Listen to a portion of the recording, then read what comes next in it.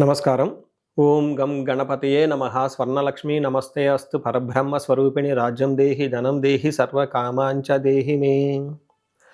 అందరికీ స్వర్ణలక్ష్మి అమ్మవారు ఎప్పుడు ప్రతి నిమిషం సంతోషంగా ఉండే విధంగా, చక్కగా నవ్వుతూ ఉండే విధంగా, ఆనందభరితంగా ఉండే విధంగా మనల్ని అందరినీ అనుగ్రహించాలని, అంతేకాకుండా మనందరికీ రాజ్యాధికారం ఉండే విధంగా అనుగ్రహించాలని, అమ్మవారు మనందరికీ సమృద్ధిగా ధనం ఇవ్వాలని, అంతేకాకుండా ప్రతి ఒక్కళ్ళకి వాళ్ళ మనసులో ఉన్న కోరిక తక్షణమే నెరవేర్చే విధంగా అమ్మవారికి మనకు ఆశీర్వాదం ఉండాలని చెప్పేసి కోరుకుంటూ ముందుకెళ్దాం. ఈరోజు మనం చెప్పుకోబోయే విషయం ఏంటంటే, కుజుడు వచ్చేటప్పటికి మిథున రాశిలో ప్రవేశిస్తున్నాడు. ఆగస్టు 2వ తారీఖు నుంచి సెప్టెంబర్ 18th వరకు వాళ్ళు ఆ మిథున రాశిలోనే ఉండటం జరుగుతూ ఉంటుంది. తద్వారా 12 రాశుల వారికి చాలా విషయాల్లో అనేక రకాలైన మార్పులు చేర్పులు వచ్చే అవకాశం ఎక్కువగా ఉంటుంది. కొంతమంది అనుకూలంగా ఉంటుంది, కొంతమందికి వచ్చేటప్పుడు ప్రతికూలంగా ఉంటుంది, కొంతమందికి కొంచెం ఇబ్బంది పెట్టే విధంగా ఉంటుందని తెలుసుకోవాలి. కుజుడు వచ్చేటప్పటికి ధైర్యానికి, పరాక్రమానికి, హీరోయిజానికి సంబంధించిన గ్రహము. కుజుడు వచ్చేటప్పటికి ఎనర్జీ, స్ట్రెంగ్త్, ఇనిషియేటివ్ అనే పనికి ముందుకెళ్ళాలని దానికి సంబంధించిన గ్రహము. యంగర్ బ్రదర్స్ సిస్టర్స్ ఎవరుంటే వాళ్ళకి సంబంధించిన గ్రహము. అంతేకాకుండా మోస్ట్ ఇంపార్టెంట్, కుజుడును భూమి పుత్ర అంటారు. అంటే ల్యాండ్స్, ప్రాపర్టీస్, బిల్డింగ్, కన్స్ట్రక్షన్ వీటికి సంబంధించిన గ్రహం. కుజుడు వచ్చేటప్పటికి మిలిటరీ, పోలీస్, సైన్యాధ్యక్షుడు ఇలాంటి వాటికి సంబంధించి వెపన్స్కి సంబంధించిన గ్రహము. అలాగే కాకుండా కుజుడు వచ్చేటప్పటికి ఫైర్, హీట్, ఇంజనీరింగ్, టెక్నాలజీ, ఫోర్స్ని అప్లై చేసే ఇట్లాంటి పనులన్నిటి కూడా కుజుడికి సంబంధించిన గ్రహం. ఇలాంటి కుజుడు మిథున రాశిలో 45 రోజులు సుమారు ఉండటం వల్ల మిగతా 12 రాశుల వరకు ఎలా ఉందో మనం చూద్దాం. మనం సింహరాశి చూసుకుంటే, ఈ సింహరాశి వాళ్ళకి ఒక మంచి స్వీట్ న్యూస్ అని చెప్పుకోవాలి, లేదంటే తీపి కబురు అని చెప్పుకోవాలి, మంచి జరిగే విషయం అని చెప్పుకోవాలి. ఎందుకంటే సింహరాశి వాళ్ళు జనరల్గా ఈ టైంలో అష్టమ శనితో బాధపడుతూ ఇబ్బందుల్లో ఉన్నారు. ఇలాంటి వాటికి అంటే ఈ అష్టమ శనిలో రకరకాల ఇబ్బందులు పడుతున్న వీళ్ళకి కుజుని యొక్క సంచారం, మిథున రాశులకు కుజుడు ప్రవేశించడం చాలా మంచి జరుగుతుందని మీరు అనుకోవాలి. ఏ ప్రకారంగా అంటే వాళ్ళకి ఇన్కమ్ లెవెల్కి సంబంధించిన విషయాల్లో చాలా బాగుంటుంది. Fulfilment of desires. ఇప్పటిదాకా ఏదైనా కనుక ఆగిన పనుల్లో తటస్థత ఉండి అనుకున్న పనులు కనుక ముందుకు జరగకపోతూ ఉంటే ఈ టైం ముందుకు జరిగే అవకాశం ఎక్కువగా ఉంటుంది. తర్వాత అన్నకు సంబంధించిన వ్యవహారాల్లో, తర్వాత అక్కలకు సంబంధించిన వ్యవహారాల్లో ఏమైనా కనుక మనస్పర్ధలు ఉంటే ఈ టైంలో తొలగిపోయే అవకాశం ఎక్కువగా ఉంటుంది. ఫ్రెండ్స్కి సంబంధించిన వ్యవహారాల్లో నెట్వర్క్ మీకు కలగటానికి, సోషల్ మీడియాలో ఎవరైతే ఉన్నారో వాళ్ళ యొక్క పోస్టులు వైరల్ అవ్వటానికి, మీకు సమాజంలో మంచి గుర్తింపు రావటానికి, అంతేకాకుండా మీకు ఏమైనా గనక యాంబిషన్స్ అవన్నీ ఉంటే ఈ టైంలో వాటిలో పాజిటివ్ చేంజ్ వచ్చి ముందుకెళ్ళే అవకాశం ఎక్కువగా ఉంటుంది.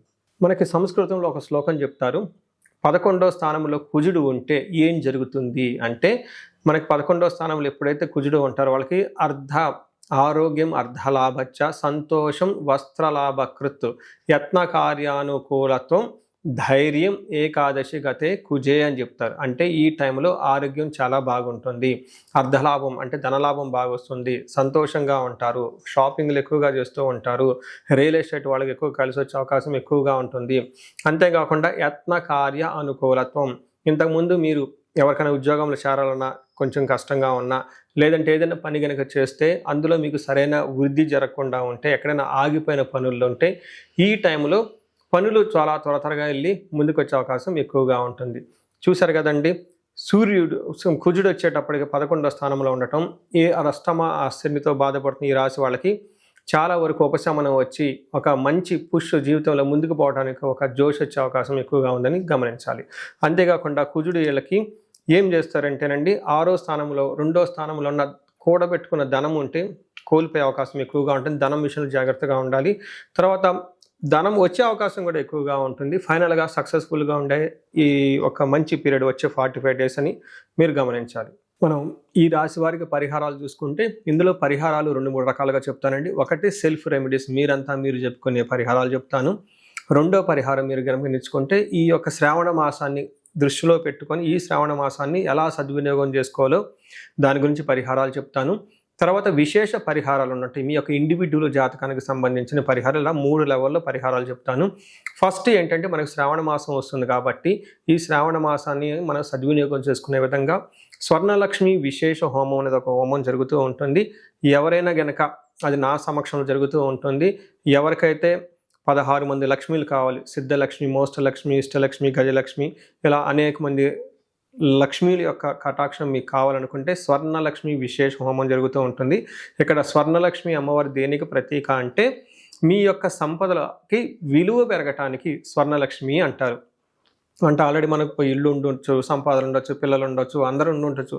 అయితే వాటికి విలువ ఇంకా పెరగటానికి కావాల్సిన ఒక శక్తి అమ్మవారిని స్వర్ణలక్ష్మి అంటారు. ఈ యొక్క స్వర్ణలక్ష్మి విశేష పూజ చేయడం జరుగుతుంటుంది. అమ్మవారికి ఎంతో ఇష్టమైన తామర పూలతో ఈ యొక్క హోమం చేయటం జరుగుతుంటుంది. అమ్మవారికి ఇష్టమైన అనేక పుణ్య ద్రవ్యాలు మొత్తం ఈ పూజా సామగ్రి వాడటం జరుగుతుంటుంది. ఇది అయిపోయిన తర్వాత ప్రతి ఒక్కరికి 3 వెండి కాయిన్స్ ఇవ్వడం జరుగుతుంటుంది. ఒకటి బీరువాలో పెట్టుకోవడానికి, ఒకటి మీ పర్సులో పెట్టుకోవడానికి, ఒకటి పారే నీళ్ళల్లో డ్రాప్ చేయడానికి. ఇలా ఒక కుబేర మూటని కూడా ఇవ్వటం కూడా జరుగుతూ ఉంటుంది. ఇది గ్రూప్గా సామూహికంగా చేయడం జరుగుతూ ఉంటుంది. దీన్ని అందరూ సద్వినియోగం చేసుకోవాలని చెప్పేసి నేను కోరుకుంటున్నాను. నెక్స్ట్ రెమెడీస్, ఈ కుజుడికి సంబంధించిన ఇంట్లో చేసుకునే రెమెడీస్ ఏంటంటే, ఫస్ట్ కందులు 1 కేజీ దానం ఇవ్వగలిగితే చాలా బాగుంటుంది. సుబ్రహ్మణ్యేశ్వర స్వామి భుజంగ స్తోత్రం చదివితే ఇంకా చాలా బాగుంటుంది. ఎవరైనా గనక ఇంకా ఆంజనేయ స్వామి గుడికి వెళ్ళి మంగళవారం గనక ఆకు పూజతో గనక పూజ చేయించగలిగితే ఇంకా బాగుంటుంది. ఇవి సెల్ఫ్ రెమెడీస్ అని చెప్పుకోవచ్చు. విశేష రెమెడీస్ అన్ని కొన్ని ఉంటాయి. ఇవేంటంటే మీ యొక్క ఇండివిడ్యువల్గా జాతకంలో ఏదైనా గనక దోషాలున్నా, గ్రహశాంతులున్నా అవి ఒకసారి జాతక చక్రం చూపించుకుంటే బాగుంటుంది. ముఖ్యంగా ఎవరి వయసు అయితే 40 సంవత్సరాలు +/- 5 ఇయర్స్ అంటే 35 to 45, 50 ఈ రేంజ్లో ఉండి సక్సెస్ఫుల్గా 10 ఇయర్స్ ట్రాక్ రికార్డ్, ఎడ్యుకేషన్ ఉండి, ప్రొఫెషనల్ ట్రాక్ రికార్డ్ ఉండి, అంతా బాగుండి ఎక్కడో కనుక లైఫ్లో మీకు ఆగిపోయారన్న ఒక ఫీలింగ్ వచ్చేసి ఉంటే దానికి కారణం మీకున్న శాపాలు యాక్టివేట్ అయ్యి ఉంటాయని గమనించుకోండి.